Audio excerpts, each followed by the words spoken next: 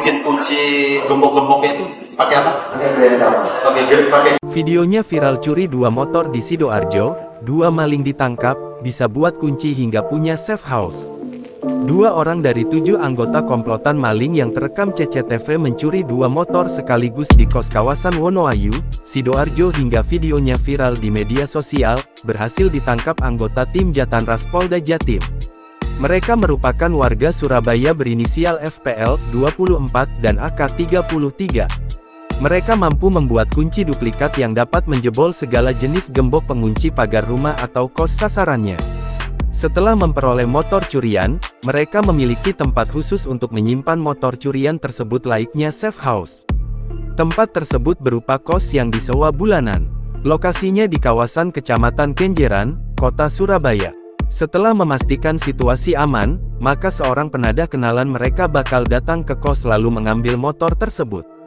Kasubdit 3 Jatanras Ditreskrimum Polda Jatim, AKBP Arbaridi Jumhur mengatakan, komplotan tersebut berjumlah 7 orang dan beraksi di sebuah kos wilayah Wage, Taman, Sidoarjo.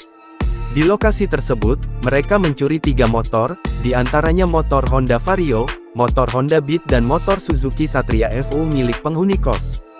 Kemudian, pada Minggu tanggal 15 Desember tahun 2024 dini hari, komplotan tersebut juga mencuri 2 motor sekaligus milik penghuni kos di kawasan Wonoayu, Sidoarjo. Di lokasi tersebut, mereka mencuri 2 motor Honda Beat. Bahkan salah satunya belum sempat keluar plat nomor kendaraannya, karena baru dibeli. AKBP Arbaridi Jumhur mengungkapkan, para tersangka memiliki alat pembuatan kunci di dalam kos untuk membuat kunci duplikat general yang dapat dipakai membobol lubang kunci gembok pagar. Terus kalau bikin kunci gembok-gembok itu pakai apa? Pakai gerinda juga. Ya kan sama kuncinya gemboknya ini. Nama kemampuan itu dari mana, Pak? Ya dari yang kata kita Kan coba-coba kan. Selain itu, tersangka juga merakit sendiri kunci T yang dipakai untuk membobol lubang kunci kontak motor. Alat tersebut ditemukan saat pihaknya melakukan penggeledahan di kos mereka.